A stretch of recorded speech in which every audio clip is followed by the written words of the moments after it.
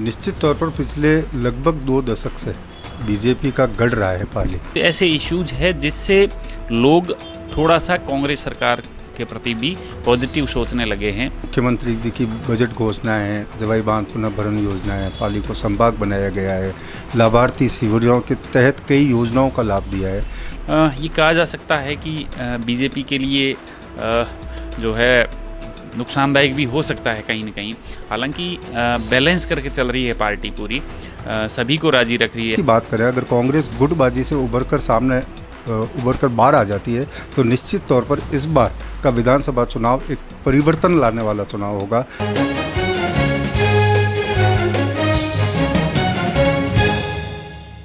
आप देख रहे हैं राजस्थान तक।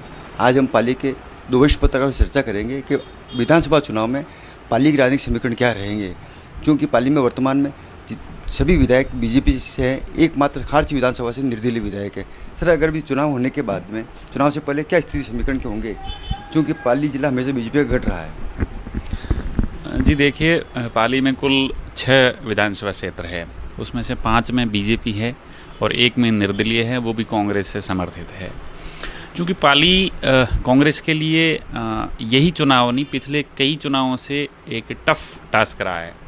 आप ये देखेंगे पाली जो खास पाली लोकल विधानसभा क्षेत्र है, वहाँ कांग्रेस लास्ट में है, 1980 में जीती थी, जैतारण में 1985 में जीती थी, बाली में 1990 में जीती थी। तो ऐसे करके जो है सोजत में है 1998 में जीती थी। तो कांग्रेस के लिए ये 6 सीटें हैं, थोड़ी मुश्किल है।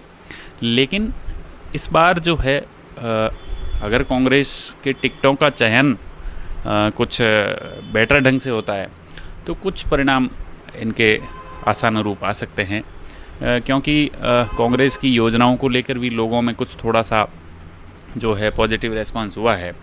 और पाली में कुछ चाहे पाली को संभाग बनाने का दर्जा देना हो या जवाई बांध की जो समस्या है, वहाँ पानी उसमें रहता नहीं है, तो इन्होंने इस सरकार ने जो है 2 बांध बांसवाड़ा ज़िले में, डूंगरपुर ज़िले में बनाने की घोषणा की है, उस पर भी काम हुआ है। तो कुछ ऐसे इश्यूज है जिससे लोग थोड़ा सा कांग्रेस सरकार के प्रति भी पॉजिटिव सोचने लगे हैं। इसलिए जो है बीजेपी को कुछ सीटों पर थोड़ा सा चैलेंज हो सकता है। जी सर, इतने लंबे समय से पाली जिले के अंदर जो है कांग्रेस की एक भी सीट नहीं आ पाई और बीजेपी मजबूत होती जा रही है, इसका बदलाव कैसे हो सकता है या क्या रुझान हो सकता है? निश्चित तौर पर पिछले लगभग 2 दशक से बीजेपी का गढ़ रहा है पाली, लेकिन इस बार का जो विधानसभा चुनाव है 2023 का, ये निश्चित तौर पर एक मुद्दों के आधार पर चुनाव लड़ा जाएगा। कांग्रेस के पास गिनाने के लिए काफ़ी काम हैं।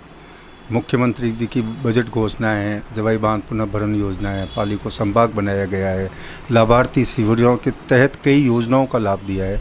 तो वहीं दूसरी ओर बीजेपी अपना गढ़ को बचाने के लिए भी मुद्दों के आधार पर चुनाव मैदान में आएगी। अगर बीजेपी की बात करें तो मुद्दे इनके पास सरकार की विफलताएँ हैं, राजस्थान में लगातार जो अपराधों का ग्राफ बढ़ा है वो इनके पास एक मुख्य मुद्दा होगा। इसके अलावा जिस तरह से पेपर लीक के मामले हुए हैं, बीजेपी के पास ये 3 मुद्दे हैं, लेकिन बीजेपी निश्चित तौर पर गढ़ बचाने को लेकर प्रयास तो करेगी। लेकिन अगर कांग्रेस की बात करें, अगर कांग्रेस गुटबाजी से उभर कर बाहर आ जाती है तो निश्चित तौर पर इस बार का विधानसभा चुनाव एक परिवर्तन लाने वाला चुनाव होगा। ढंग से टिकट का वितरण हो जाता है, योजनाएं आम जन तक पहुंच जाती हैं सरकार की, तो निश्चित तौर पर इस बार बदलाव का एक संकेत नज़र आने लगा है जिले के अंदर। सर, पाली जिले की अगर बात करें तो जितने भी एमएलए निकले हैं आज तक विधानसभा क्षेत्र के डेवलपमेंट के अपनी ओर से कोई प्रयास की जो सरकारी योजना जो लागू हुई है या जो आगे से आई है, उसके अलावा निजी तौर से उनके द्वारा कोई प्रयास नहीं किए गए हैं? देखिए, ऐसा है कि पाली ज़िला जो है उसका भौगोलिक क्षेत्र थोड़ा अलग अलग है। पाली विधानसभा क्षेत्र है वो जोधपुर के नज़दीक है। सुमेरपुर और जो बाली है वो आदिवासी इलाका माना जाता है, वो सिरोही और उदयपुर के टच में है। और जैतारण और जो सोजत विधानसभा क्षेत्र है वो ब्यावर और अजमेर की तरफ पड़ते हैं। तो निसंदेह ये ज़रूर कहा जा सकता है कि माइलस्टोन वर्क वो है पाली में कहीं न कहीं कम हुए हैं। हालांकि पाली में जैसे हाईवेज़ है वो अच्छा काम हुआ है। पाली के चारों तरफ हाईवेज़ निकले हैं, कुछ ऐसे काम हैं जो बेटर कहे जा सकते हैं। लेकिन फिर भी अगर मोटे तौर पर ये कहा जाए कि यहाँ का जो एक बड़ी इसकी ये भी माना जाता है कारण कि हमेशा ये पिछले लंबे टाइम से बीजेपी का गढ़ रहा है। तो जब भी कोई स्टेट में सरकार दूसरी आती है तो यहाँ जो काम है जितने होने चाहिए वो नहीं हो पाते हैं। दूसरा एक ड्रॉबैक पाली का ये भी रहा है कि मुख्यमंत्री अशोक गहलोत जी की कॉन्स्टेंसी और गृह जिला जोधपुर रहा है वो बिल्कुल पाली से सटा हुआ है। तो वहाँ का जो पॉलिटिकल विल पावर है वो जहाँ का सारा डेवलपमेंट है वो जोधपुर की तरफ चला जाता है। तो कहीं ना कहीं पाली जो है इसमें शुरू से ही थोड़ा सा पिछड़ेपन का शिकार रहा है। इस वजह से यहाँ चाहे इंडस्ट्री कहें या एम्प्लॉयमेंट कहें या बहुत सारे ऐसे काम हैं जो होने चाहिए थे वो उस गति से नहीं हो पाए हैं। इस बार कुछ विधानसभा में परिवर्तन होगा सीटों के अंदर लेकर के, और पाली जिले का मुख्य चुनावी मुद्दा क्या हो सकता है आपके हिसाब से? पाली जिले के अगर पूरे ज़िले की बात करें तो पेयजल समस्या इस ज़िले के अंदर सबसे बड़ी समस्या है। पूरा ज़िला पेयजल को लेकर केवल जवाई बांध पर डिपेंड हो गया है। जब तक अलग अलग क्षेत्रों की स्थायी रूप से पेयजल योजनाएं नहीं बनती, ये एक सबसे बड़ा मुद्दा है। इसके अलावा स्थानीय मुद्दे हैं, जिस तरह से राजेंद्र सिंह जी धनोक ने बताया, हर क्षेत्र का एक अपना मुद्दा है, वो भी इस बार हावी रहेंगे। लेकिन कुल मिला के समीकरण तभी तय होंगे कि टिकट का वितरण किस तरह से होता है। जिस तरह से भारतीय जनता पार्टी के लगातार दावे किए जा रहे हैं कि इस बार उम्मीदवारों को चेंज किया जाएगा, तो उम्मीदवार चेंज होंगे तो नए चेहरे कौन होंगे? नए चेहरे अगर सामने आ जाते हैं तो पुराने जो वर्तमान विधायक हैं उनकी क्या भूमिका रहेगी? और यही कमोबेश स्थिति कांग्रेस की भी है। कांग्रेस का संगठन हमेशा यहाँ कमज़ोर रहा है। कांग्रेस का जनप्रतिनिधि यहाँ नहीं होने के कारण प्रशासनिक स्तर पर या सरकारी राज्य सरकार के स्तर पर कोई मुद्दे प्रमुखता से नहीं उठे हैं। टिकट वितरण के बाद जो चेहरे सामने आएंगे उसके बाद मुद्दे तय होंगे। लेकिन सबसे बड़े अगर मुद्दे की बात की जाए तो पेयजल का है। इसके अलावा किसानों की यहाँ काफ़ी बड़ी समस्याएं रही हैं, चाहे बिजली से मामला हो, चाहे फसल बीमा योजनाओं के क्लेम का मामला हो, इस तरह के किसानों से जुड़े हुए मामले। और इसके अलावा सबसे बड़ा जो मुद्दा रहेगा वो युवा बेरोजगारी का रहेगा। जिस तरह से बेरोजगारी बढ़ी है, चाहे सरकार किसी की भी रही, केंद्र के ने भी बड़े बड़े दावे किए थे कि केंद्र में अगर बीजेपी की सरकार रिपीट होती है तो हम बेरोजगारों को काफ़ी चांस देंगे। इस वर्तमान सरकार ने भी काफ़ी दावे किए थे। लेकिन कहीं कहीं आज भी युवा अपने रोजगार को लेकर सरकारों से उम्मीद लगाए बैठा है। यह प्रमुख मुद्दे रहेंगे इस विधानसभा चुनाव। सर, वसुंधरा का चेहरा बीजेपी अभी तक आगे नहीं कर रही है, इसको लेके वोट प्रतिशत घटेगा या चुनाव की क्या स्थिति होगी बीजेपी को लेकर के?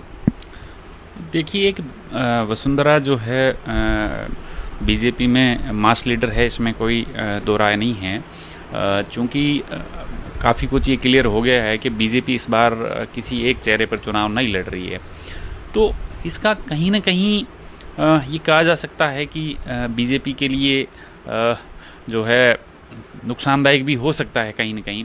हालांकि बैलेंस करके चल रही है पार्टी पूरी, सभी को राजी रख रही है। ऐसा भी नहीं किया है कि वसुंधरा राजे को पूरी तरीके से किनारे कर दिया है, लेकिन इस पूरे बेल्ट में वसुंधरा राजे के समर्थक बहुत है।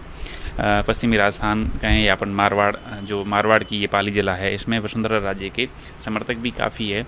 तो चूँकि पार्टी का अपना एक कोर वोट बैंक है, कैडर है यहाँ, तो निस्संदेह ये है कि वसुंधरा राजे को किनारे तो नहीं किया, लेकिन वो साथ लेके चलेंगे तो पार्टी कहीं ना कहीं इसको कोशिश यही करेगी कि नुकसान नहीं हो।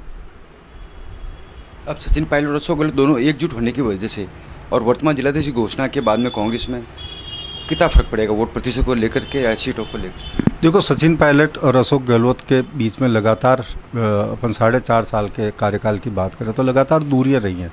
निश्चित तौर पर केंद्र के हस्तक्षेप के बाद में दूरियां तो कम हुई हैं, लेकिन मतदाता के बीच में ये किस ईमानदारी के साथ दोनों जाते हैं। अगर चेहरे की बात करें तो हालांकि कांग्रेस भी डिक्लेयर नहीं कर रही है कि मुख्यमंत्री के तौर पर अशोक गहलोत ही अगले सीएम होंगे या सचिन पायलट अगले सीएम होंगे, लेकिन राजस्थान के विधानसभा के चुनाव की बात की जाए तो ये तो मुख्यमंत्री अशोक गहलोत का इस विधानसभा चुनाव में मूल्यांकन मतदाता को करना है। इनकी सरकार की कामकाज कैसे रहे, किस तरह से रोजगार की बात है, ये सारे मूल्यांकन होने हैं। लेकिन निश्चित तौर पर अगर सचिन पायलट और अशोक गहलोत एकजुटता के साथ मतदाता के बीच में जाते हैं तो इसका नुकसान निश्चित तौर पर भाजपा को उठाना ही पड़ेगा। इस तरीके से आप देख सकते हैं कि तो पाली जिले के वरिष्ठ पत्रकार सुभाष त्रिवेदी और राजेंद्र दड़ोक, इन दोनों का ऐसा मानना है कि पाली के अंदर इतने देश आज़ादी के बाद जितने भी विधायक रहे, उन्होंने पाली जिले के लिए कोई माइलस्टोन का काम नहीं किया जो अपने कार्यकाल में वो गिना सकें। जो सरकारी योजना जो लागू की जाती है आगे से, वही उन्होंने बता रहे हैं कि हम लोगों ने ये काम किए। और इसी तरीके से अगर कांग्रेस पार्टी अपने तरीके से अगर टिकट सही तरीके से देवे और अंतर्विरोध खत्म हो सके अगर, तो हो सकता है कांग्रेस भी कुछ सीटें पाली जिले से ले लेवे। लेकिन अंतर्विरोध की वजह से हमेशा पाली जिला बीजेपी का गढ़ रहा है, पाली से भारत भूषण जोशी राजस्थान तक के लिए।